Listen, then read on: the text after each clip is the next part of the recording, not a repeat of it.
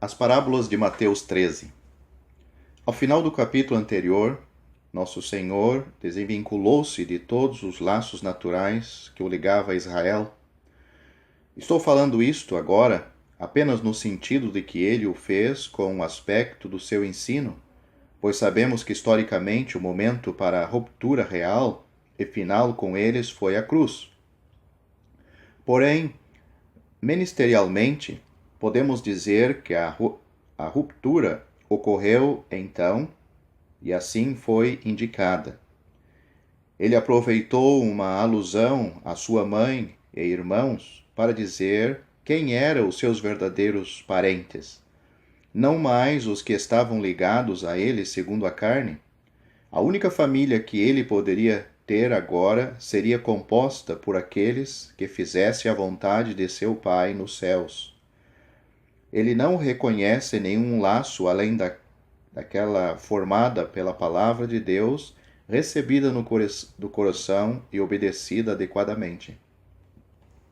O Espírito Santo continua este assunto ao recordar, de uma forma conexa, uma série de parábolas cujos objetivos eram mostrar a fonte, o caráter, a conduta e os procedimentos desta nova família, ou, pelo menos, daqueles que professassem pertencer a ela. Este é o assunto de Mateus 13. Um aspecto ressonante é o modo manifesto pelo qual o Espírito Santo moldou os materiais deste capítulo na forma em que o temos atualmente. Pois sabemos que o Senhor enunciou mais parábolas do que as registradas neste capítulo.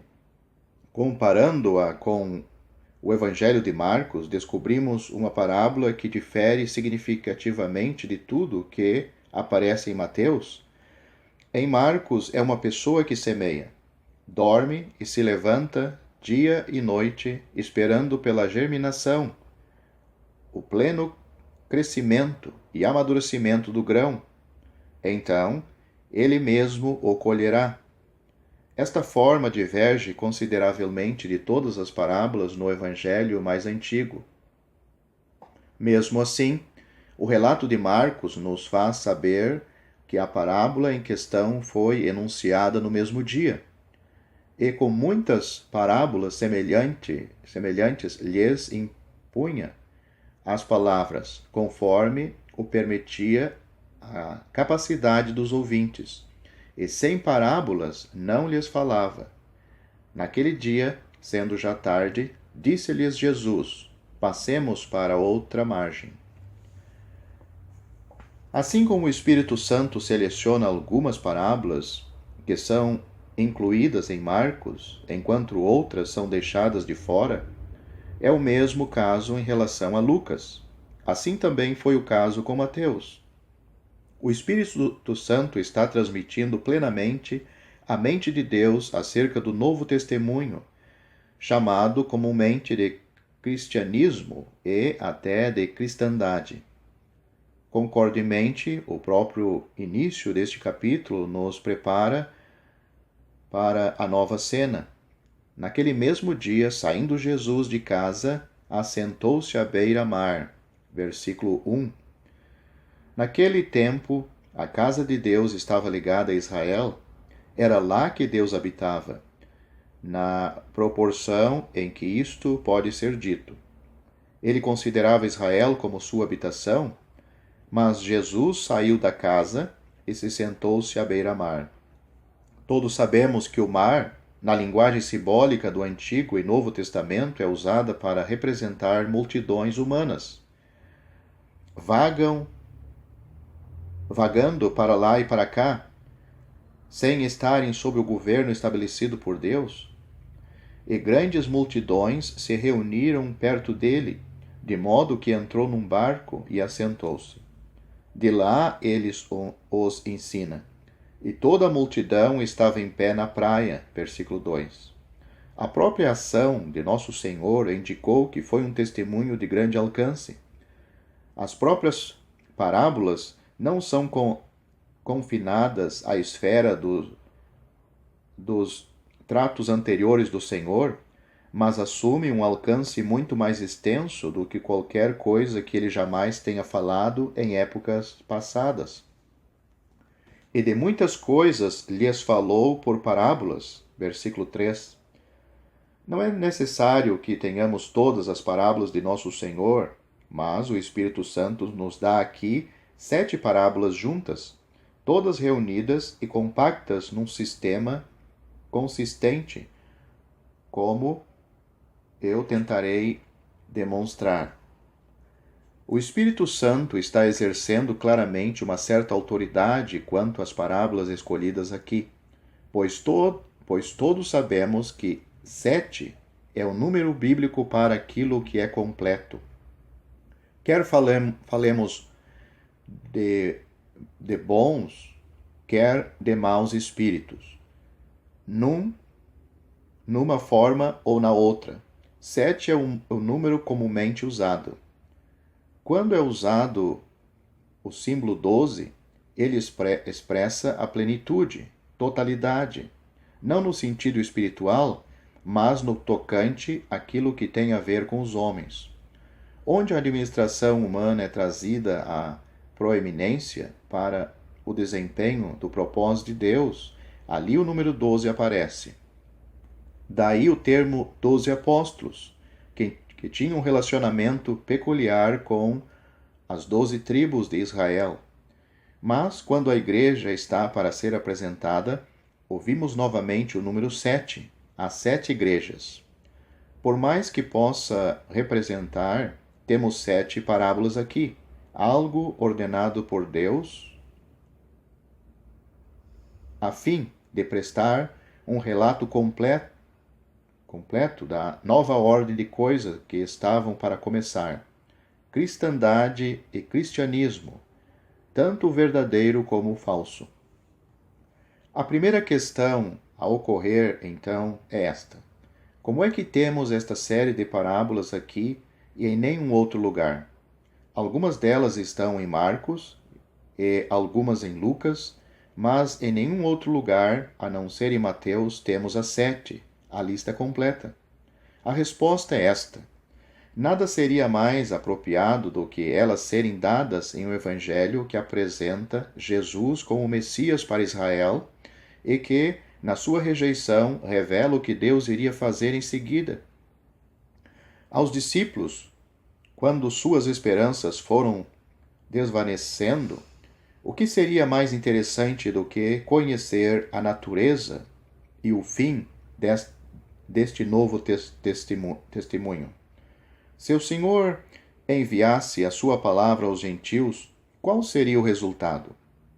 Dessa forma, o Evangelho de Mateus é o único que nos dá um esboço completo do reino dos céus, assim como é ele também que nos indica que o Senhor iria fundar a igreja. É somente em Mateus que essas duas coisas nos são contadas, isto é, porém, pode ser deixado para outro lugar.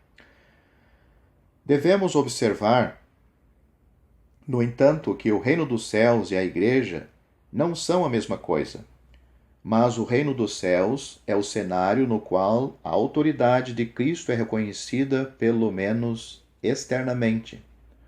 Pode ser real ou não. Cada cristão professante, não um muçulmano ou judeu ou pagão naturalmente, está no reino dos céus.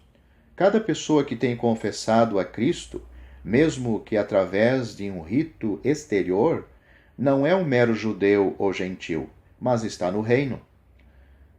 Isso é uma coisa muito diferente de nascer de novo e ser batizado pelo Espírito Santo no corpo de Cristo. Qualquer que professe o nome de Cristo pertence ao reino dos céus. Pode ser que ele seja apenas joio, mesmo assim está lá. Esta é uma consideração muito solene.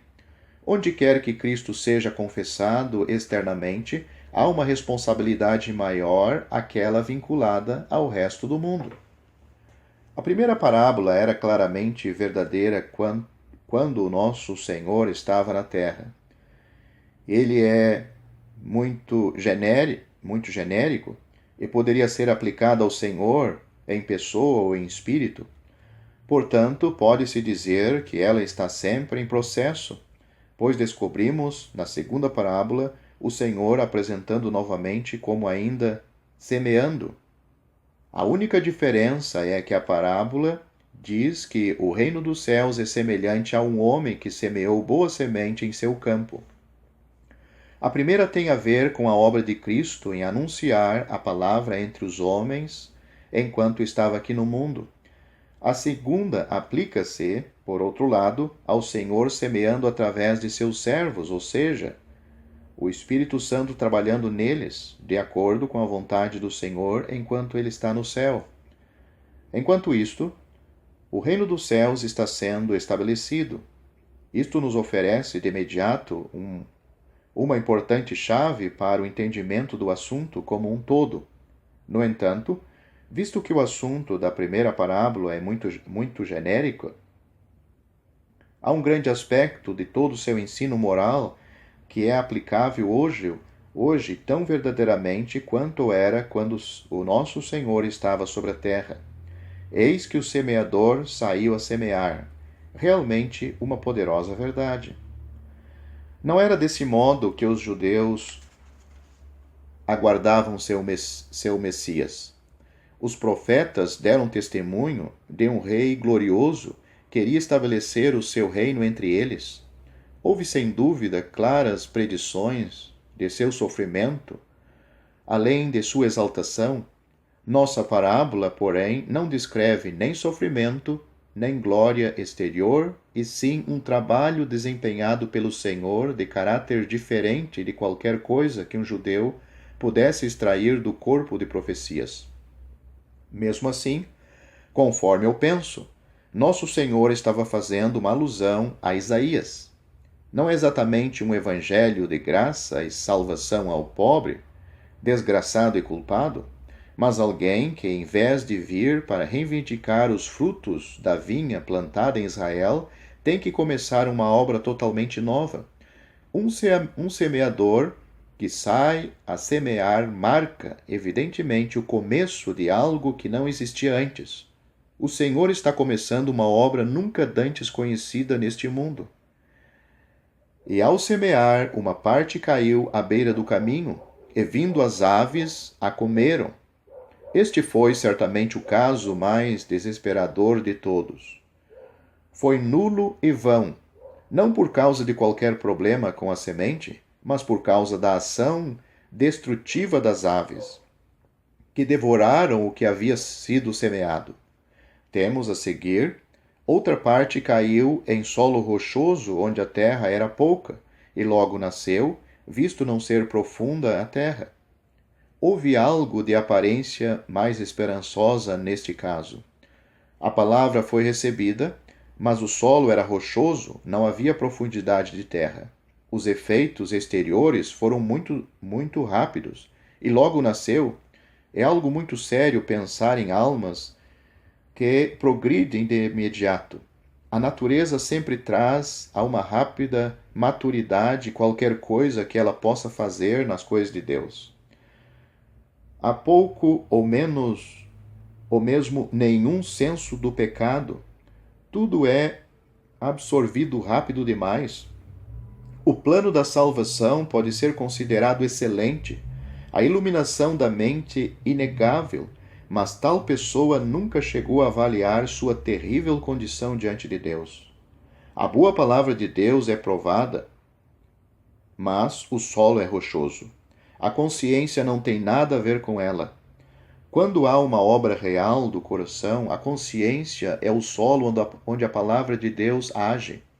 Nunca pode haver uma obra real de Deus sem convicção de pecado. Esta é uma coisa que as almas atraídas pelo Evangelho deveriam pensar cuidadosamente. Se de fato e em verdade elas enfrentaram o Deus bendito, que Elias está falando sobre a sua ruína. Quando sentimentos calorosos são provocados, mas o pecado é escondido, e esse é o caso aqui, a palavra é logo recebida, mas o solo é rochoso. Não há raiz, porque não há terra suficiente. Consequentemente, saindo, porém, o sol a queimou, e porque não tinha raiz, secou-se. Todavia, há mais. Outra caiu entre os espinhos, e os espinhos cresceram e a sufocaram. Este é outro caso, não exatamente idêntico àquele onde o coração logo recebe a palavra. E deixe-me repetir, uma pessoa pode ter tanta confiança no coração quanto na mente? A carne é diferente em indivíduos diferentes. Alguns podem ter mais cabeça, outros mais sentimentos, mas nenhum deles pode receber a palavra de Deus a não ser que o Espírito Santo opere na consciência e produza a convicção de estar totalmente perdido. Quando esse é o caso, há uma obra real de Deus, que as tristezas e dificuldades apenas irão aprofundar. Aqueles que receberam a semente entre os espinhos são uma classe devorada pelas ansiedades desta era, levados pelos enganos da riqueza que sufocam a palavra, de modo que o fruto não se torna perfeito. Agora, no entanto, vem o bom solo. Outra, enfim, caiu em boa terra e deu fruto, a 100, a 60 e a 30 por um. Quem tem ouvidos para ouvir, ouça. Versículos 8 e 9. O semeador aqui é o próprio Senhor, mesmo assim, das 4 classes de semente, 3 não tiveram sucesso. É somente no último caso que a semente produz fruto, e mesmo onde a frutificação é vacilante e obstruída, deu fruto a 100, a 60 e a 30 por um. Que história sobre o coração do homem e do mundo! Até mesmo onde o coração não rejeita, mas recebe a verdade, seu abandono é também rápido. A mesma vontade que faz um homem receber alegremente o Evangelho o faz cair perante as dificuldades. Mas, em alguns casos, a palavra produz efeitos benditos. Caiu sobre bom solo e produziu fruto em graus diferentes. Quem tem ouvidos para ouvir, ouça. Uma admoestação solene para as almas, que prestem bastante atenção, quer produzam ou não, de acordo com a verdade recebida. O Senhor explica essas coisas, mas, primeiramente, os discípulos se aproximam e lhe perguntam por que lhes fala por parábolas. Ao que respondeu: porque a vós outros é dado conhecer os mistérios do reino dos céus, mas àqueles não lhes é isso concedido.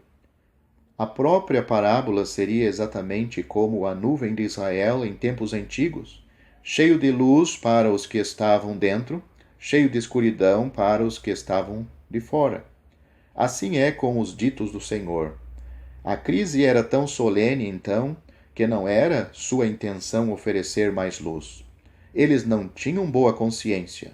Eles tinham o Senhor em seu meio, dando-lhes a luz, e ele foi rejeitado, especialmente pelos líderes religiosos da nação. Então, rompeu com eles. Aqui está a pista para a sua conduta. A vós outros é dado conhecer, etc. É oculto da multidão, no entanto, isso porque ela já havia rejeitado as provas mais claras possíveis de que Jesus era o Messias de Deus. Mas, conforme ele disse aqui, pois a quem tem, se lhe dará, e terá em abundância. Tal foi o caso com os discípulos. Eles já haviam recebido sua pessoa, e agora o Senhor iria suprir-lhes com verdades que os continuaria guiando. Mas ao que não tem, o Israel que rejeitou a Cristo, até o que tem lhe será tirado. A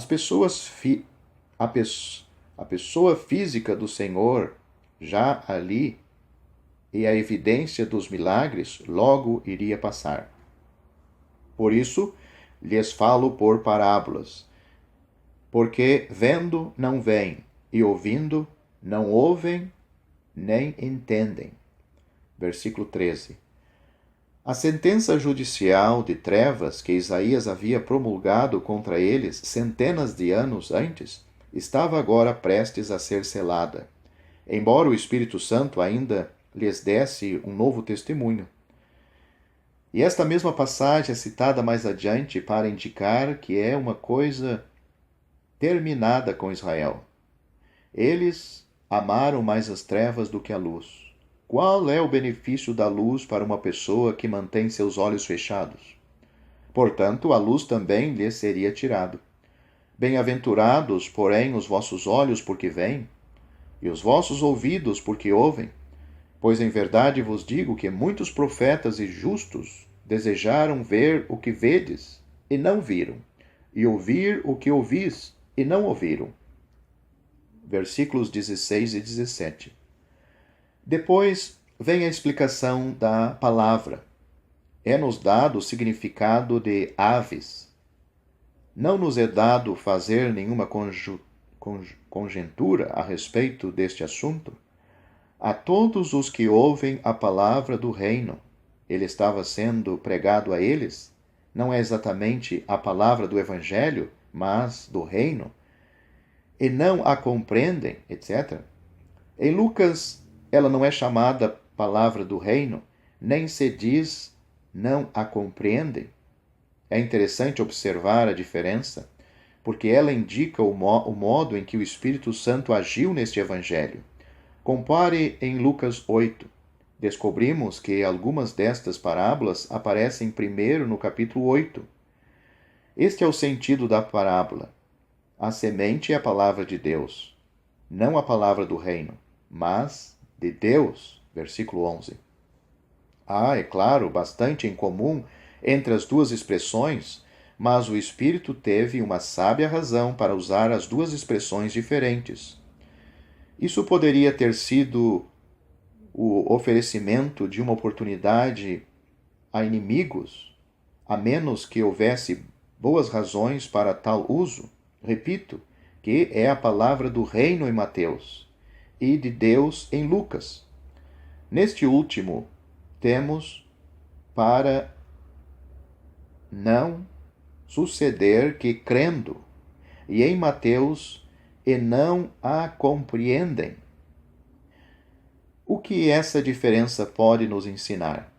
Está claro que em Mateus o Espírito Santo tem particularmente em mente o povo judeu, embora a palavra vá aos gentios no tempo certo. Por sua vez, em Lucas, o Senhor tem especialmente os gentios perante si. Eles compreenderam que havia um grande reino que Deus estava a ponto de estabelecer, destinado a engolfar todos os seus reinos. Os judeus já estavam familiarizados com a palavra de Deus, e a grande questão para eles era entender o que Deus estava ensinando. Eles já possuíam sua palavra, embora a superstição e a autojustiça nunca a entenda. Você poderá se colocar numa controvérsia se tivesse de dizer a um judeu: você não crê no que Isaías diz? E uma séria questão é levantada: você a entende? Mas se você centrar sua atenção nos gentios, eles não tinham os oráculos de Deus, de modo que, entre eles, a necessidade era de crer no que Deus estava dizendo, e é isso que encontramos em Lucas. A questão central para um gentio era que, ao invés de estabelecer sua própria sabedoria, ele deveria dobrar-se perante o que Deus diz. Dessa forma, você poderá observar que, contemplando pessoas que não tinham a palavra de Deus e que estavam prestes a serem testadas pelo Evangelho, que lhes seria anunciado no devido tempo, a questão era crer em algo que eles nunca antes haviam ouvido.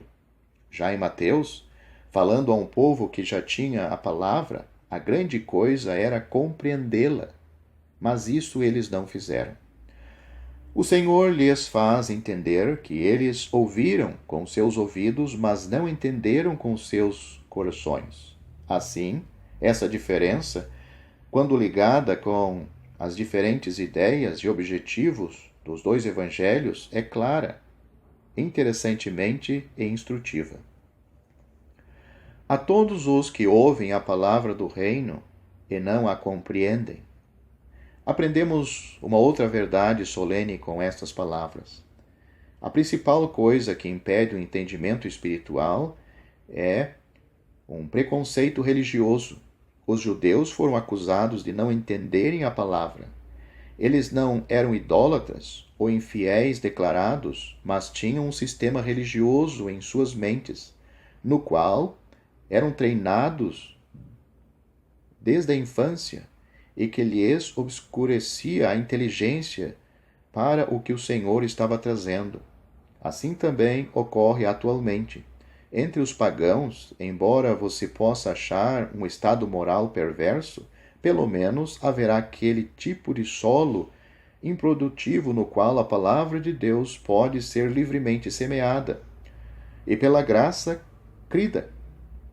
Não é esse o caso onde o povo foi educado em ordenanças e superstição? Aí haverá dificuldade para entender a palavra.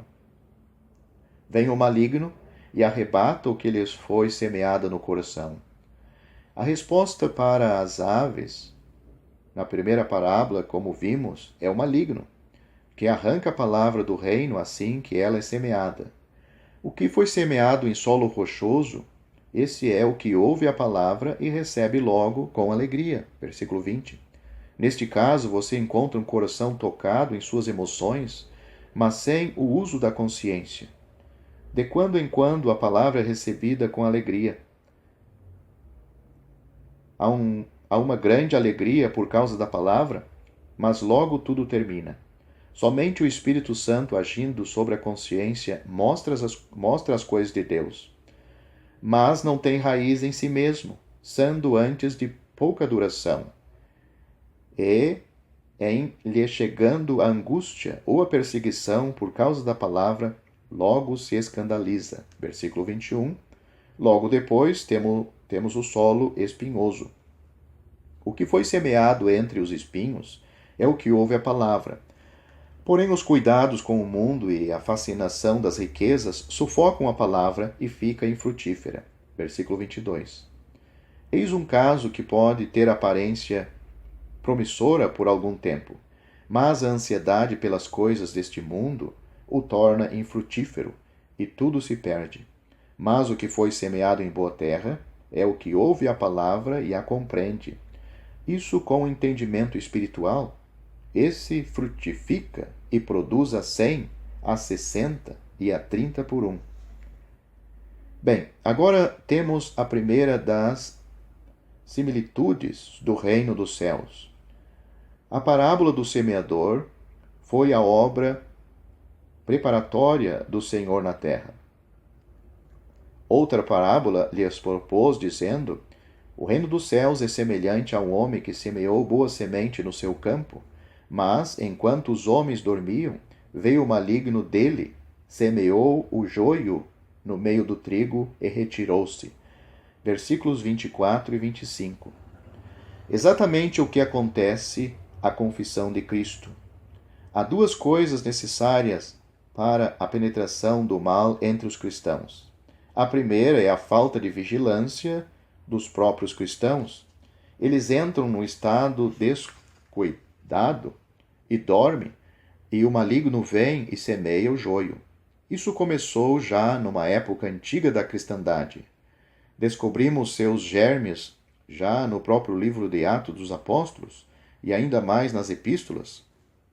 Em 1 Tessalonicenses é a primeira epístola inspirada, escrita pelo apóstolo Paulo, e a segunda foi escrita logo depois, e nelas ele nos conta que o mistério da iniquidade já estava operando, que haveria ainda mais desenvolvimentos, tais como a apostasia e o homem do pecado, e que quando a iniquidade estivesse plenamente manifesta, ao invés de operar Secretamente, o Senhor poria um fim ao iníquo e tudo que se relacionasse com ele. O mistério da iniquidade parece, afim, a semeadura do joio mencionado na parábola de Jesus. Algum tempo depois, quando a erva cresceu e produziu fruto, quando o cristianismo começou a fazer rápidos progressos na terra, apareceu também o joio. Mas é evidente que o joio foi semeado quase que imediatamente depois da boa semente. Não importa qual seja a obra de Deus, Satanás está sempre atrás dele. Quando o homem foi feito, deu atenção à serpente e caiu. Quando Deus deu a lei, ela foi quebrada já antes de ser entregue ao povo de Israel. A história na natureza humana é sempre assim. Portanto, o dano é feito no campo e nunca pode ser reparado. O joio não deve ser arrancado do campo no presente. Não há julgamento para ele agora. Isso significa que devemos permitir o joio dentro da igreja? Se o reino dos céus fosse a igreja, então não haveria disciplina. Seria obrigatório permitir todas as impurezas da carne e do espírito nela, maldizentes, bêbados, adúlteros, cismáticos, hereges, anticristos e todo o resto. Eis aqui a importância de ver a distinção entre a igreja e o reino. O Senhor proíbe que o joio seja arrancado do reino dos céus. Deixai-os crescer juntos até a colheita. Versículo 30. Isto é, até que o Senhor venha para julgar a terra. Fosse o reino dos céus idêntico à igreja, repito, a consequência seria exatamente esta: nenhum mal, por mais flagrante e manifesto que fosse, poderia ser extraído da igreja antes do dia do julgamento. Vemos então a importância de fazer esta distinção, desprezado por tantos. Ela é de fundamental importância para a verdade e a santidade. Não há uma única só palavra de Deus que possamos dispensar. Qual é então o significado da parábola? Ela não tem nada a ver com a questão da comunhão eclesiástica. Ela trata do reino dos céus. O cenário da confissão de Cristo, seja verdadeira ou falsa. Dessa forma, gregos, coptas, nestorianos, católicos romanos, bem como protestantes e evangélicos, estão no reino, e não só os crentes, mas todas as más pessoas que confessam o nome de Cristo. Um homem que não seja judeu ou pagão, que professa exteriormente o nome de Cristo, está no reino dos céus. Ele pode ser até imoral ou herético, mas não deve ser arrancado do reino. Porém, seria direito recebê-lo na mesa do Senhor? De maneira nenhuma. A igreja, isto é, a Assembleia de Deus, e o reino dos céus são duas coisas diferentes. Se uma pessoa que estiver na igreja cair abertamente em pecado, deve ser excluída, mas não deve ser colocada fora do reino dos céus. De fato, isso só poderia acontecer se dela fosse tirado a própria vida, pois é isto que significa a extração do joio. E é nisso que caiu o cristianismo mundano, não muito tempo depois dos apóstolos terem deixado a terra. Punições civis foram introduzidas como meio de disciplina. Foram feitas leis com o propósito de entregar os refratários ao poder civil subserviente. E, se eles não honrassem a assim chamada igreja, não seriam permitidos viver. Desse modo, o próprio mal do qual nosso Senhor estava guardando seus discípulos veio a acontecer. E o imperador Constantino usou a espada para reprimir ofensores eclesiásticos. Ele e seus sucessores introduziram punições civis para tratar do joio, para testá-lo e desarregá-lo. Veja outra vez a Igreja de Roma, no qual a confusão da Igreja como reino é tão abrangente. Eles alegam, se uma pessoa é herética, que podem entregá-lo aos tribunais seculares para ser queimada e nunca confessam o erro nem o corrigem, porque pensam que são infalíveis, supondo até que suas vítimas fossem joio. O que ela faz é colocá-los para fora do reino. Se você arrancar um joio no campo, você está matando. Pode existir pessoas que confessem exteriormente o nome de Deus, ainda que o professem, porém devemos deixar que Deus cuide deles. Isto não anula a responsabilidade dos cristãos para com aqueles que se sentam à mesa do Senhor. Você irá descobrir instruções quanto a isto tudo no que está escrito a respeito da igreja. O campo é o mundo. A igreja só abrange aqueles que foram adequadamente aceitos como membros do corpo de Cristo. Examine 1 Coríntios, onde vemos o Espírito Santo estabelecendo a verdadeira natureza da disciplina eclesiástica. Suponhamos que haja cristãos professantes, culpados de qualquer pecado que você imagina. Tais pessoas não devem ser reconhecidas como membros do corpo de Cristo enquanto permanecem no pecado. Um santo real pode cair no pecado, mas a igreja, sabendo do acontecimento, deve intervir a fim de expressar o julgamento de Deus sobre o pecado. Se a igreja permitir deliberadamente que tal pessoa participe da mesa do Senhor, estará com efeito tornando o Senhor participante do pecado. A questão não é se uma pessoa é convertida ou não. Se não convertidos, os homens não têm nada a fazer na igreja, se convertidos, o pecado não deve ser tolerado. Os culpados não devem ser colocados fora do reino dos céus, eles devem ser excluídos da igreja. Portanto, o ensino da palavra é bastante claro quanto a estas duas verdades. É errado usar punições seculares para tratar com um hipócrita, mesmo quando ele é descoberto. Uma pessoa pode buscar o bem para sua alma, mas isto não é razão para puni-lo dessa maneira. Porém, se um cristão é culpado de pecado, a igreja, embora chamada a ser paciente no julgamento, nunca deve suportá-lo. Entretanto, as pessoas culpadas, que não são convertidas, devem deixar que sejam julgadas pelo Senhor na sua vida. É este o ensino da parábola do joio e do trigo, o qual nos dá uma visão solene do cristianismo. Tão certo como o Senhor semeou a boa semente, seu inimigo semearia a má, que iria brotar junto com o restante. E este mal, por enquanto, não pode ser tirado. Há um remédio para o mal que entra na igreja, mas ainda não há remédio para o mal que existe no mundo. Este é o único evangelho que contém a parábola do joio e do trigo. Lucas dá o fermento. Mateus também tem a parábola do joio e do trigo, que ensina, de modo especial, a paciência para o presente, em contraste com a prática judicial judaica, e também a sua justa expectativa de um campo limpo na chegada do milênio sobre o reino do Messias. Os judeus diriam: por que devemos permitir a existência de inimigos hereges e ímpios?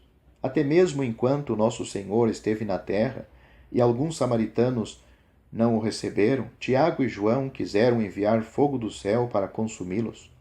O pensamento deles era o modo comum de pensar quanto ao trato a ser dispensado ao joio, mas o Senhor os repreendeu. Eles não sabiam de que espírito eram, pois, acrescentou Jesus, o Filho do Homem não veio para destruir as almas dos homens, mas para salvá-las. Lucas capítulo 9, versículo 56. Este fato ilustra a vontade do Senhor quanto ao joio. Matá-lo é contrário ao cristianismo, cujo poder real é o Espírito Santo e não a mera força. A espada fica do lado de fora. Contudo, ainda temos mais instruções. Deixai-os crescer junto até a colheita, e no tempo da colheita, direi aos ceifeiros: ajuntai primeiro o joio, atai-o em feixes, para ser queimados, mas o trigo recolhei-o no meu celeiro. Versículo 30. Assim os santos celestiais serão reunidos no celeiro do Senhor, para serem levados da terra para o reino, para o céu, aliás. Porém, o tempo da colheita implica em um certo período ocupado com vários processos de ajuntamento. Nesse cenário da colheita, o Senhor dirá aos ceifeiros: juntai primeiro o joio, atai-o em feixes para ser queimado. Não diz que o trigo deve ser atado em feixes para ser levado ao céu? Não há instrução no sentido de que haja qualquer tipo de trabalho preparatório para que os santos sejam levados, mas há algo assim no juízo de Deus com o joio. Os anjos devem arrumá-lo de modo especial antes do Senhor poder tirá-los do campo. Eu não pretendo dizer como isso acontecerá, e nem se o presente sistema de associações possa estar preparando o caminho para a ação final do Senhor com respeito ao joio. Porém, o princípio de associação mundial está crescendo rapidamente. Quando estiver chegado o tempo do juízo dos vivos, haverá um trabalho preliminar confiado aos anjos de atar o ímpio para queimá-lo. Não pretendo afirmar com isso como isso será feito, estou apenas me atendo ao que diz o capítulo que estamos estudando. A parábola do joio e do trigo provou plenamente o que deve ter sido um golpe inesperado para a mente dos discípulos, que a dispensação então iniciada iria ser uma falha completa quanto à preservação humana da glória de Deus com a dispensação passada. Israel havia desonrado a Deus, não tinha trazido libertação, mas sim vergonha e confusão à terra. Eles falharam sobre a lei e iriam rejeitar tão completamente a graça que o rei seria obrigado a enviar seus exércitos para destruir esses assassinos e queimar sua cidade. Mas pode não ter sido entendido claramente que se haveria uma nova obra que tomaria a forma de ajuntar discípulos ao nome de Jesus por meio da palavra pregada. Essa nova obra seria corrompida nas mãos dos homens. No que concerne à salvação das almas, ela é totalmente independente da criatura humana, cujo julgamento divino a considera agora, como sempre o fez, um fracasso completo. O homem decaiu da graça de Deus no paraíso e, estando fora, corrompeu seu caminho e encheu a terra de violência. Depois, Deus escolheu um povo para testá-lo e eles foram reprovados. E agora vem um novo julgamento. Que será dos discípulos que confessam o nome de Cristo? A resposta já foi dada. Enquanto os homens dormiam, o inimigo semeou o joio. É uma solene afirmação declarada que nenhum zelo por parte deles poderia remediar o mal. Eles podem ser fiéis e sinceros, mas o mal feito pela introdução do joio, falsos confessores de Cristo, nunca será erradicado. Evidentemente, o Senhor está falando sobre o vasto campo da profissão cristã e do triste fato de que o mal seria introduzido desde o princípio e, uma vez trazido, jamais seria tirado até que o Senhor venha em julgamento e, mediante seus anjos, recolha o joio em feixes para queimá-lo, enquanto o trigo é recolhido no celeiro. Assim vemos que desde o princípio o joio tem de estar misturado com o trigo, não necessariamente com a igreja? Pois o campo não é a igreja, e sim o mundo. E o significado é que haverá pessoas que confessam o nome de Cristo, mas são, na verdade, ímpios. Sabemos que tais pessoas têm que se esforçar para conseguir e também para manter uma posição dentro do vasto campo que traz o nome do Senhor. O campo, todavia, note bem, não é a Assembleia, mas o cenário da adesão exterior a Cristo. Se tivéssemos de pensar apenas sobre a igreja, na leitura de Mateus 13, nunca entenderíamos o capítulo. O campo é o mundo. A esfera onde é confessado o nome do Senhor e se entende muito e se estende muito além do que pode se chamar a igreja. Pode haver, e há, muitas pessoas, mas não judeus, nem pagãos, nem muçulmanos, que se autodenominam cristãos, mas mostram pela sua conduta que não há fé verdadeira nelas. São essas que são chamadas de joio. Não é necessário que sejam hipócritas conscientes, podem ser ou não, mas são pessoas não regeneradas que confessam um só Senhor e uma só fé, pessoas batizadas que não apreciam a Cristo, nem se preocupam com a sua glória, destituídos, consequentemente, de vida, não nascidos da água e do Espírito, mas, ao mesmo tempo, portando o nome de Cristo. E, sendo zelosos, talvez, pela fé de um tipo exterior.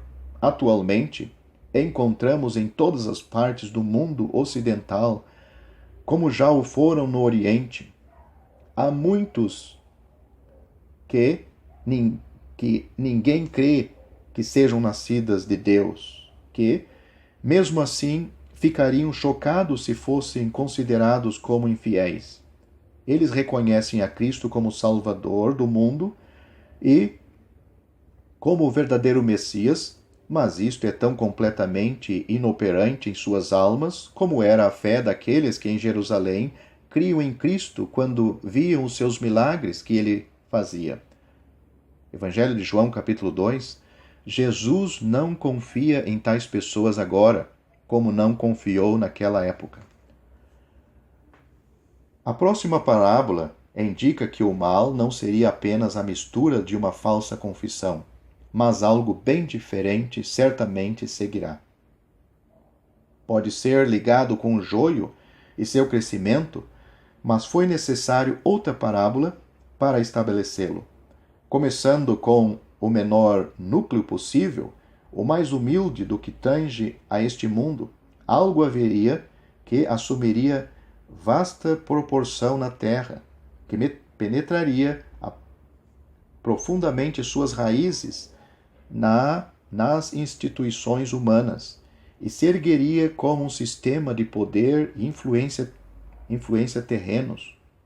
Isso é a semente de mostarda, se tornando numa grande árvore, em cujos ramos as aves do céu vêm e se aninham. O Senhor já explicou estas últimas como simbolizando o maligno ou os seus emissários. Compare os versículos 4 e 19 de Mateus 13. Nunca devemos nos desviar do significado de um símbolo em um capítulo, a menos que haja alguma nova expressa razão para fazê-lo, o que parece não acontecer neste caso. Assim temos a menor de todas as sementes, crescendo até se tornar em algo semelhante a uma árvore, e a partir deste começo muito insignificante, surge um tronco com ramos suficientemente capazes de oferecer abrigo e lar às aves do céu. Que mudança agora para a confissão cristã! O destruidor faz, agora, sua moradia em seu seio. Depois vem a terceira parábola, novamente de uma natureza diferente. Não é a semente, boa ou má. Não é o pequeno se tornando grande e forte. Um poder protetor na terra. E por quê? Descobrimos aqui, porém, que haverá uma disseminação da doutrina internamente assimilada a si, tudo o que estiver em seu caminho. O fermento é usado no Evangelho de Mateus, bem como em outros lugares, ocasionalmente, para significar doutrina. Por exemplo, temos a doutrina dos fariseus e dos saduceus, que é chamado de fermento. Sem dúvida, lá o Senhor fala de doutrina hipócrita. O pensamento aqui não é caracterizar a doutrina, seja boa ou má, mas sim, conforme parece, simbolizar aquilo que se espalha e permeia tudo o que se lhe opõe. O reino dos céus é semelhante ao fermento que uma mulher tomou e escondeu em 3 medidas de farinha até ficar tudo levedado. Versículo 33. As 3 medidas de farinha não devem ser interpretadas como a farinha até ficar tudo levedado. Versículo 33. As 3 medidas de farinha não devem ser interpretadas como o mundo todo. Elas são, suponho, um certo espaço definido, devotado à ação da doutrina fermentadora. Todo lugar em que a doutrina se estende efetivamente. Se o resultado do doutrinamento da totalidade é o estado bem ou mal, devemos julgar à luz da palavra de Deus em geral, e não permitir de uma figura ou expressão específica. A verdade não age desta maneira normalmente. Sabemos o que é o coração e podemos inferir que a doutrina, que é tão difundida assim sobre o nome de Cristo, deve estar muito afastada de sua natureza original para se tornar bem-vinda a qualquer massa considerável de pessoas. Temos, além disto, visto o joio que não implica em qualquer coisa boa misturada com o trigo. Vimos a semente de mostarda se tornar uma árvore e estranhamente dar abrigo às aves do céu, que antes comeram a semente que Cristo semeou, e de novo, sempre que o fermento ocorre, simbolicamente na palavra de Deus, ele nunca é empregado para outra coisa além de simbolizar a corrupção, cuja tendência é trabalhar ativamente e se expandir. Assim, a lição aqui não deve ser considerada como a expansão do Evangelho. O significado, sem qualquer dúvida, é um sistema doutrinário que preenche e dá seu tom a uma grande massa definida de seres humanos. Qual tipo de doutrina temos aqui deve ser decidida mediante outras considerações. O fermento, porém, podem ter certeza, jamais será símbolo do bem. Por outro lado, o Evangelho é a semente incorruptível da vida. Por ser o testemunho de Deus a Cristo e sua obra, ele pode ser tirado ou derrubado, mas onde quer que o Evangelho seja abrigado no coração, ali fluirá, mediante a graça, uma nova natureza. O fermento não tem nada a ver com Cristo ou a doação da vida, mas sim, expressamente, com o contrário. Portanto, não há aqui a menor analogia entre a ação do fermento e a recepção da vida em Cristo através do Evangelho. Creio que o fermento aqui estabelece a propagação de dogmas e decretos segundo os quais a cristandade tornou-se um grande poder sobre a terra. Correspondendo à árvore, que era o caso historicamente na época de Constantino o Grande, sabemos que o resultado deste evento foi uma horrível separação da verdade. Quando o cristianismo cresceu em respeitabilidade perante o mundo, ao invés de ser insultado e perseguido, multidão de pessoas entraram nele. Todo um exército foi batizado com uma única ordem. Então, a espada foi usada para defender ou fazer progredir o cristianismo. Com maior franqueza, as recompensas terrenas e o favor imperial poderia apressar a queda do paganismo. Tudo isso foi, sem dúvida, o que preparou o caminho para a propagação do fermento. mas não para a sã palavra de Deus, nem para a sua graça. Observe também que assim a interpretação flui harmoniosamente. Temos a parábola devotada a coisas distintas, mas que pode ter uma certa medida de analogia umas com as outras, e, ao mesmo tempo, dispondo verdades distintas, em uma ordem que tem tudo para ser aceita por uma mente espiritual e sem preconceitos. Boa parte desta aceitação depende de uma verdadeira compreensão do significado do reino dos céus. Não esqueçamos que é simplesmente a autoridade do Senhor no céu reconhecida sobre a terra. Quem quer que a reconheça, seja nascido de Deus ou não, está no reino dos céus. Alguns são realmente renovados, enquanto outros apenas adotam o cristianismo como uma forma de credo e um código moral elevado. Quando ele se torna uma coisa da qual o mundo torna conhecido como um poder civilizador sobre a terra, pesado segundo a balança humana, já não é mais o mero campo semeado com boa semente, que o inimigo pode intrometer-se com a má e o amplo e profundo fermento operante. E essa é a própria revelação inesperada feita pelo nosso Senhor, que a multidão poderia admirar, mas somente os sábios poderiam entender. Se os discípulos esperavam que tudo isso acontecesse segundo a mente de Cristo, eles estavam profundamente enganados. Eles foram informados que haveria de existir um estado de coisa totalmente diferente daquele que eles esperavam à luz dos profetas, que discursaram ardentemente sobre um tempo que haveria paz universal, bênção e glória sobre a terra. Aqui eles descobrem que, embora o Messias tivesse vindo, ele iria embora, que enquanto ele estivesse no céu, o reino seria introduzido com paciência e não com poder misterioso e não visivelmente, e que dali por diante, consequentemente, o diabo teria permissão de trabalhar tanto quanto antes, apenas tomando a sua posição à luz da verdade recém-revelada por Deus. Até aqui, portanto, estas parábolas mostram o crescimento gradual do mal. Primeiramente, a mistura de um pouco de mal com uma grande quantidade de bem, como no caso do campo de trigo. Depois, o surgimento daquilo que é grande, poderoso e influente, a partir da origem humilde do cristianismo terreno. Ao invés de ter tribulação do mundo, o corpo cristão torna-se um padrão ou benfeitor no exército de autoridade e, assim, o lugar do qual os mais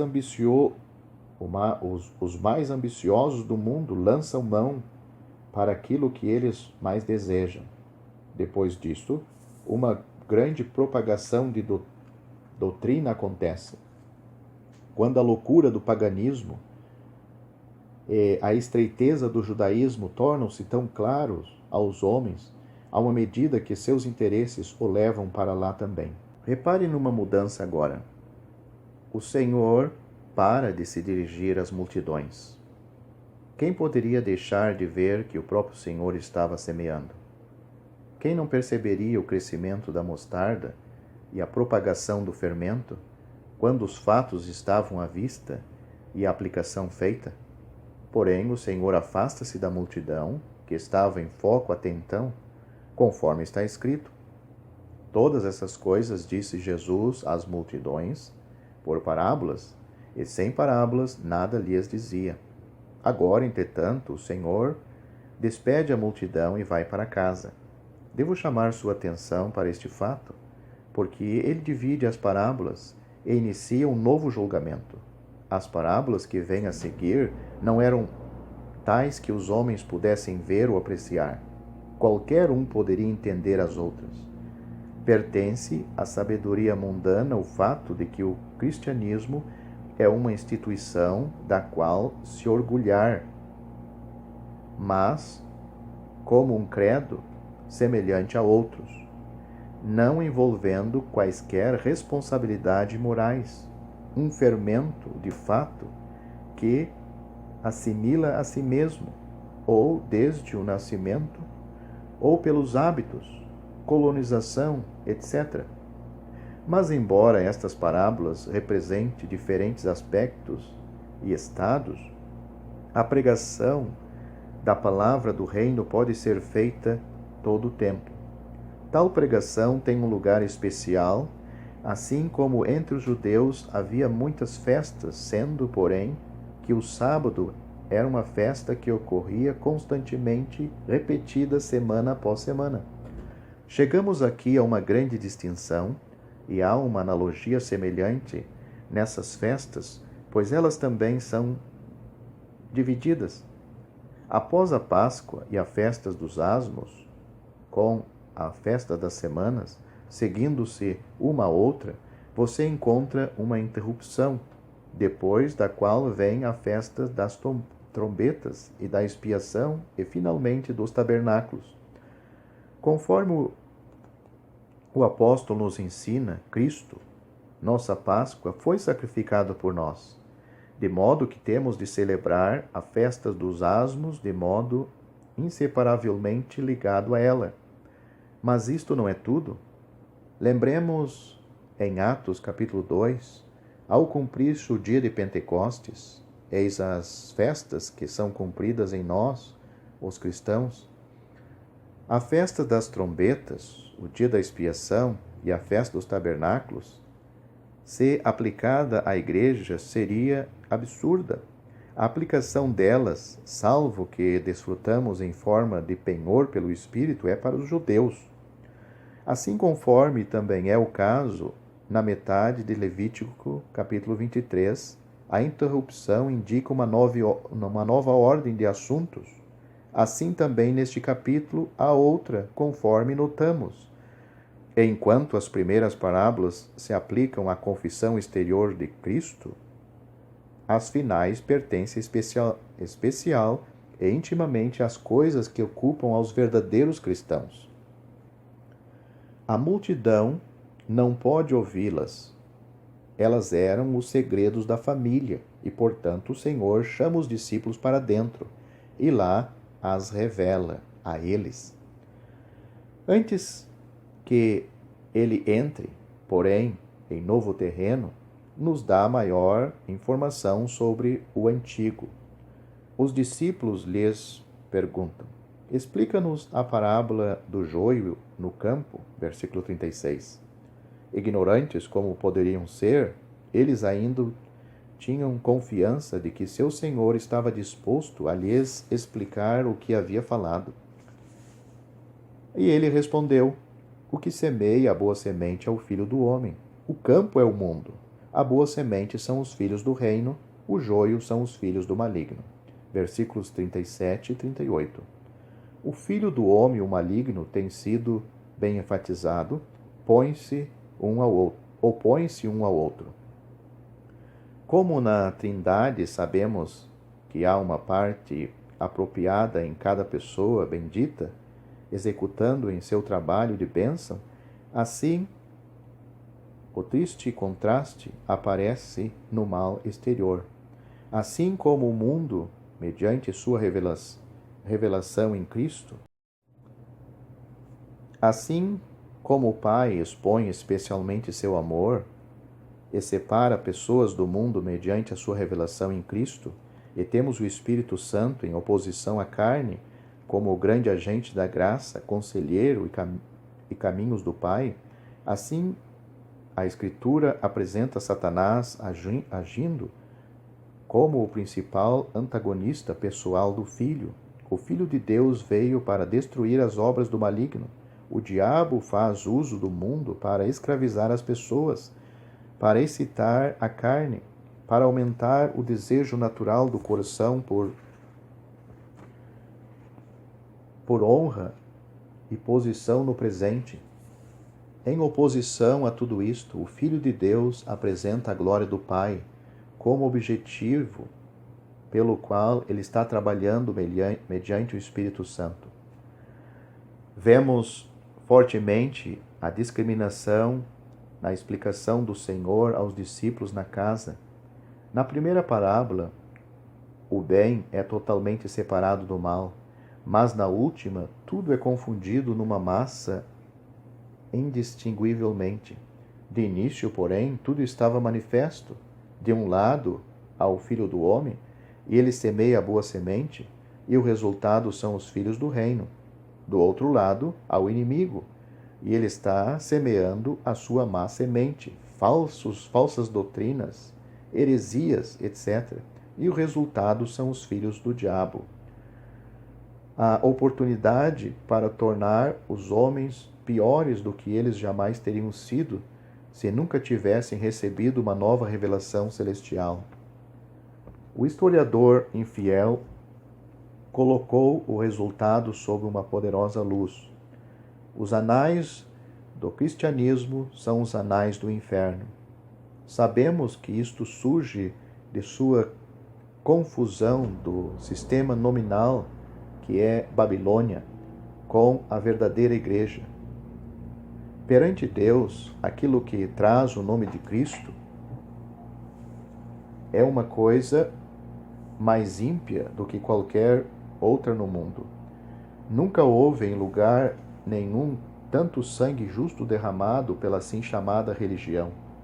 Não é isto solene? Aquilo que vemos no papado é apenas o pleno desenvolvimento da religião terrena. Todos os sistemas religiosos do mundo tendem a perseguir qualquer um que não se encaixe neles. E isto é visto ainda atualmente sempre que há fidelidade a Cristo. A amargura e oposição para com aqueles que estão tentando seguir o Senhor em nossos dias é do mesmo tipo que provocaram os horrores das eras de trevas e ainda permanecem no santo ofício da Inquisição, onde sempre levantam sua cabeça. Para continuar, porém, a ceifa é a consumação do século e os ceifeiros são os anjos. Versículo 39. A colheita é a consumação do século, isto é, da presente dispensação, do tempo, enquanto o Senhor está ausente e o Evangelho está sendo proclamado sobre a terra. A graça está ativa atualmente. Os únicos meios que Deus emprega para agir sobre as almas são de natureza moral ou espiritual. Os anjos introduzem o julgamento providencial e lidam com os inimigos para destruí-los, enquanto o Evangelho se apodera dos pobres pecadores para salvá-los. O Senhor indica aqui que será posto um fim ao presente envio da palavra do reino, e virá um dia quando os efeitos da atuação de Satanás serão plenamente desenvolvidos e julgados. Os ceifeiros são os anjos. Nós temos a ver com a expansão do bem e não com a parte judicial, e os anjos com o julgamento dos ímpios. Pois assim como o joio é colhido e lançado no fogo, assim será na consumação do século. Versículo 40. Muitas passagens mostram um estado de coisa por vir num tempo futuro no mundo, totalmente diferente daquele que o Evangelho contempla. Eu irei me referir a um dos trechos dos profetas. Veja Isaías capítulo 11, que fala primeiramente de Nosso Senhor sobre a figura de um renovo da raiz de Jessé. É claro que isto é verdade com relação a Cristo, seja em sua primeira ou em sua segunda vinda. Ele nasceu como israelita, é da família de Davi. E novamente, quanto ao Espírito estando sobre ele, sabemos que isto foi verdadeiro quando ele veio e foi homem aqui embaixo. Mas o versículo 4, nós achamos outra coisa. Julgará os pobres com justiça e decidirá com equidade em defesa dos mansos na terra. Se você argumentar que isto tem aplicação para o presente, porque no reino dos céus o Senhor age sobre as almas dos mansos, etc., eu lhe peço para ler umas poucas palavras a mais, e ferirá a terra com a vara de sua boca, e com o sopro dos seus lábios matará o ímpio. O Senhor está fazendo isso agora? Claro que não. Não está Ele enviando uma mensagem misericordiosa para toda a terra? Ao invés de matar os ímpios com o sopro de seus lábios, não está Ele convertendo os ímpios mediante a palavra de sua graça? Tudo isso está claro em contraste com o que é descrito no versículo 4. O sopro de seus lábios é aplicado algumas vezes ao Evangelho, mas veja como isto se aplica a Isaías capítulo 30, versículo 33. Porque uma fogueira está de há muito preparado. Sim, está preparada para o rei. Faze-se profunda e larga. A sua pira é fogo, e tem muita lenha. O assopro do Senhor, como torrente de enxofre, a acende. Enquanto aqui, um auxílio inestimável para a compreensão do capítulo 11, o que se diz do sopro de seus lábios? Lá, ele mata o ímpio. O sopro de Jeová, conforme interpretado pelo Espírito Santo, nos leva à convicção de que ele significa a execução do julgamento do Senhor sobre os ímpios. O Senhor Jesus veio para salvar, mas está perto o tempo em que ele virá para destruir. Ferirá a terra com a vara de sua boca, e com o sopro de seus lábios matará o ímpio. O Apocalipse também nos dá a chave, onde ele é visto com uma espada que sai da sua boca. Ela representa o justo julgamento executado pela palavra do Senhor.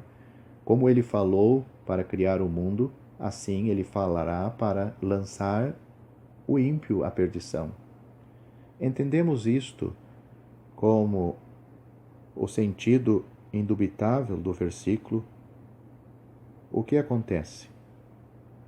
Um estado de coisa muito diferente daquele que temos agora sobre o Evangelho.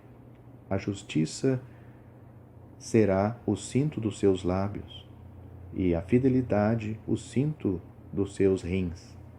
Morará o lobo com o cordeiro, e o leopardo com o cabrito se deitará, e o bezerro e o leão novo, e o animal cevado viverão juntos, e um menino pequeno os conduzirá. A vaca e a ursa pastarão juntas, e as suas crias juntas se deitarão. E o leão comerá palha com o boi. A criança de peito brincará sobre a toca da áspide, e a desmamada meterá sua mão na cova do basilisco. Nem se fará mal, nem dano algum em todo o meu santo monte, porque a terra se encherá do conhecimento do Senhor, como as águas cobrem o mar.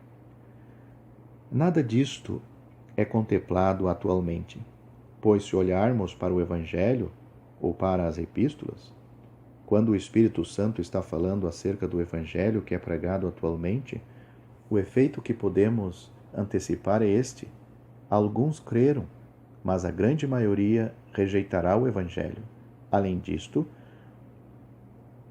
se acrescenta que nos últimos dias sobrevirão tempos perigosos e que a coisa de maior força não será a verdade de Cristo, mas sim a mentira do anticristo. 1 João capítulo 2, não será o triunfo do bem, mas o do mal, até que o Senhor intervenha com a sua própria mão. Isso é o que está reservado para a sua vinda e reino, e ferirá a terra com a vara da sua boca, e com o sopro dos seus lábios matará o ímpio. Como consequência, vemos todos aqueles efeitos benditos. O Senhor não está ferindo a terra atualmente. Ele abriu os céus, no tempo próprio, ele tomará a terra. No Apocalipse, você tem a visão do anjo poderoso com seu pé direito sobre o mar e o esquerdo sobre a terra. É o Senhor colocando todo o universo debaixo do seu governo direto. Agora, o mistério da iniquidade está sem julgamento. O mal tem permissão de continuar sua trilha no mundo, mas isto não acontecerá sempre. O mistério de Deus será cumprido. Então irá começar esta admirável transformação, a regeneração, conforme o nosso Senhor a denomina, quando o Espírito de Deus será derramado e a terra será cheia do conhecimento do Senhor, como as águas cobrem o mar.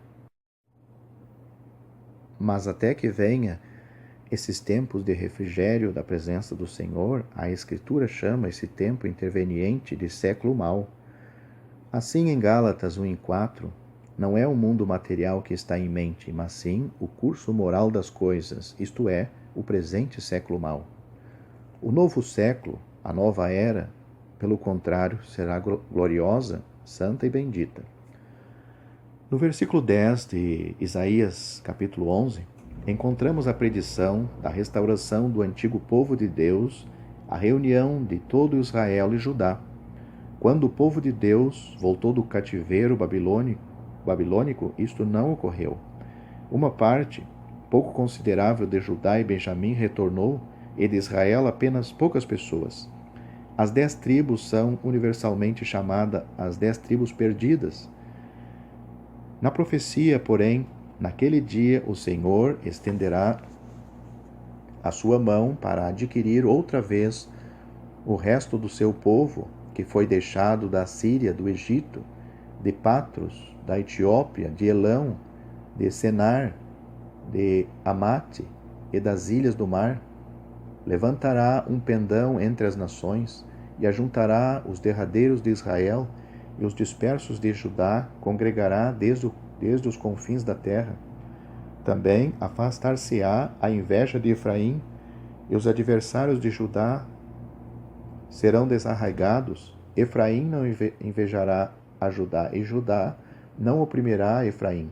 Antes voarão sobre os ombros dos filisteus ao ocidente. Juntos despojarão os filhos do Oriente. Em Edom e Moabe porão as suas mãos, e os filhos de Amon lhes obedecerão. E o Senhor destruirá totalmente o braço de mar do Egito. Coisas jamais realizadas, nem coisas semelhantes. O mar do Egito continua existindo, enquanto, se a profecia já tivesse sido cumprida, deveria haver marcas exteriores, tanto espirituais como físicas. E vibrará a sua mão contra o rio com o seu vento abrasador, e ferindo-o, dividi-lo-á em 7 correntes, e fará que por ele passem a pé enxuto. Assim haverá caminho plano para o restante do seu povo, que voltará da Assíria, como houve para Israel no dia em que subiu da terra do Egito. Isaías capítulo 11, versículos 11 a 16. Tanto no mar do Egito como no Nilo haverá esta grande obra de Deus, ultrapassando o que ele realizou quando libertou seu povo pela primeira vez por meio de Moisés e Arão. Essa será a era vindoura. Mas quanto ao presente século, o joio e o trigo deverão crescer juntos até a colheita, que é a consumação do século. E quando ela chegar, o Senhor enviará seus anjos, que ajuntarão do seu reino todos os escândalos e todos os que praticam a iniquidade. A separação então acontecerá. O joio será reunido e lançado numa fornalha acesa, e então os justos resplandecerão como o sol no reino de seu Pai. Repare a exatidão da expressão, então os justos resplandecerão, e não eles serão ajuntados, porque eles já terão sido reunidos antes. Quando Cristo, que é a nossa vida, se manifestar, então vós também sereis manifestados com ele em glória. Vê-se que o sentido é tão claro quanto possível. Haverá uma nova era na qual não existirá qualquer mistura de bem com o mal. O ajuntamento dos ímpios para o julgamento marcará o encerramento desta era, a fim de que os bons possam ser abençoados no máximo.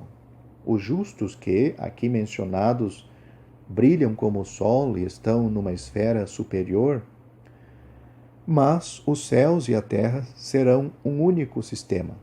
Embora não haja confusão de sua parte, haverá as glórias celestiais e as terrenas. Haverá aqueles que brilharão acima e outros que serão destinados às ricas bênçãos abaixo.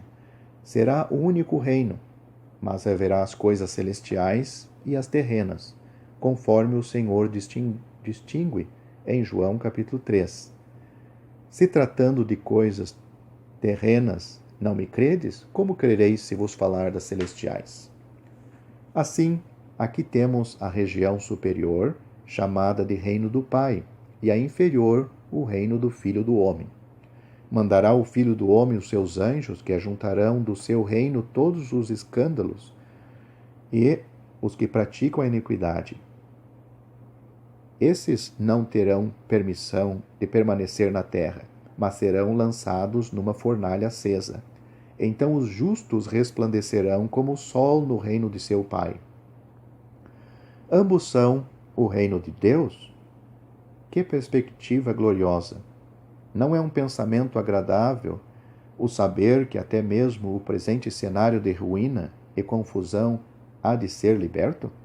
Que Deus terá a alegria de seu coração, tanto no preenchimento dos céus, com sua glória, quanto ao Filho do Homem sendo honrado no próprio lugar onde foi antes rejeitado? Mas passemos para outra parábola. O reino dos céus é semelhante a um tesouro oculto no campo, o qual certo homem, tendo achado, escondeu. E transbordando de alegria, vai, vende tudo o que tem e compra aquele campo. Versículo 44. Esta é a primeira das novas parábolas dentro da casa. O Senhor está mostrando as coisas ocultas que requerem discernimento e não o estado de coisas sobre a confissão pública de Cristo. É um tesouro oculto no campo, que um homem achou e escondeu, e com alegria vende tudo o que tem e compra o campo. Estou consciente de que é hábito de muitas pessoas aplicam nesse trecho a alma que acha a Cristo. Porém, o que faz o homem da parábola? Ele vende tudo o que tem para comprar o campo. É essa a maneira pela qual uma pessoa é salva? Se fosse, a salvação seria para o que trabalha. Tornar-se-ia então uma questão de entregar tudo para ganhar a Cristo e não uma questão de fé? E isto não seria graça? E, sim, a lei levada a seu grau máximo. Quando um homem tem Cristo, sem dúvida entrega tudo a ele. Mas não são esses os termos pelos quais uma pessoa recebe inicialmente a Cristo para a necessidade de sua alma. Mas isto não é tudo. O campo todo é comprado. O que se faz com ele? O campo é o mundo. Devo comprar o mundo a fim de obter a Cristo? Isto apenas mostra as dificuldades em que caímos quando nos desviamos da simplicidade das Escrituras. Mas quando pesquisamos realmente e testamos a Escritura pela Escritura, o significado fica claro. O Senhor impede tal interpretação. Ele mostra que há um homem, e somente um, que viu o tesouro em meio à confusão. Quem é ele? É o Senhor. Foi o Senhor quem entregou todos os seus direitos a fim de que os pecadores se lavassem em seu sangue e fossem redimidos para Deus. Foi ele quem comprou o mundo a fim de adquirir o tesouro que ele apreciou. As duas coisas são apresentadas distintamente no Evangelho de João, capítulo 17, versículo 2. Assim como lhes conferiste autoridade sobre toda a terra, sobre toda a carne, a fim de que ele conceda a vida eterna a todos os que lhe deste. Assim o tesouro a todos os que lhe deste. Mas o tesouro não é, de modo nenhum, toda a carne. É a coisa exterior que vai junto com a barganha. Se sou permitido falar tão familiarmente, mas não é o tesouro para o seu coração. Ele compra tudo, o mundo inteiro, a fim de possuir o tesouro oculto. E mais, o reino dos céus é também semelhante a um que negocia e procura boas pérolas, e tendo achado uma pérola de grande valor, vendeu tudo o que possuía e comprou. Versículo 45 e 46. A parábola do tesouro oculto não transmite suficientemente o que os santos são para Cristo, pois o tesouro pode consistir de milhares de peças de ouro e prata, e com isso denotaria a bem-aventurança e beleza da igreja. O mercador acha uma pérola de grande valor. O Senhor não vê apenas a preciosidade dos santos, mas a unidade e a beleza celestial da Assembleia. Cada santo é precioso para Cristo, mas ele amou a igreja e deu-se a si mesmo por ela. É isto que vemos aqui, uma pérola de grande valor. Sem a menor dúvida de que este espírito pode ser aplicado a cada cristão, creio que ele objetiva demonstrar a amabilidade da igreja perante os olhos de Cristo. Isso não pode ser dito com toda a sua plenitude acerca de uma pessoa desperta para crer no Evangelho, se considerarmos um pecador antes de ter recebido a Cristo, estará ele procurando boas pérolas? Não estará, assim, se alimentando de bolotas juntos aos porcos? Aqui está aquele que procura boas pérolas, algo que nenhum homem não convertido jamais procurou de fato.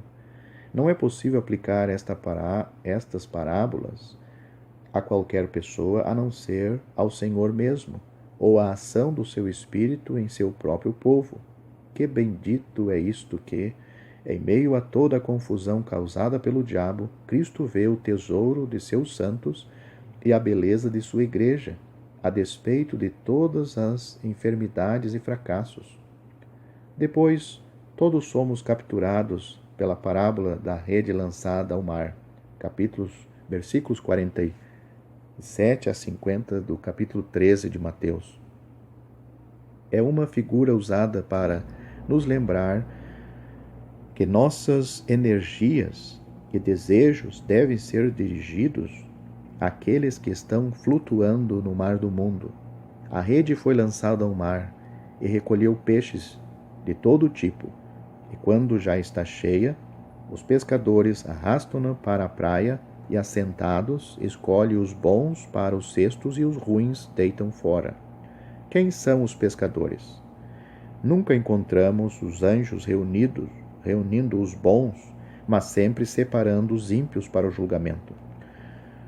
Os pescadores eram homens, como os servos da primeira parábola. Mas não é apenas o Evangelho que temos aqui. A rede recolhe a tudo. Mas não é melhor a colocação dos bons em cestos? Não será esta a reunião dos santos segundo Deus? É-nos mostrado que, de todas as classes, antes do Senhor voltar para o juízo, mediante uma poderosa ação do Espírito através dos pescadores de homens, os santos serão reunidos de uma forma nunca antes experimentada. Não será isto o que está acontecendo agora? O Evangelho está avançando com grande poder sobre todas as terras. Mas a outra ação, a reunião dos bons e sua colocação nos cestos, não é isto o que está acontecendo no céu. Os maus são lançados fora, mas não é o fim deles. Outras coisas lhes é reservada, a fornalha acesa. Mas temos a seguinte informação adicional neste versículo: sairão os anjos e separarão os maus dentre os justos. A tarefa dos anjos é sempre tratar com os ímpios. as dos servos tratar com os bons. A separação dos ímpios entre os justos não é trabalho dos pescadores. De modo nenhum, é o trabalho deles de deitar fora os ruins. Não é o mesmo dos anjos em lançarem os ímpios para a fornalha.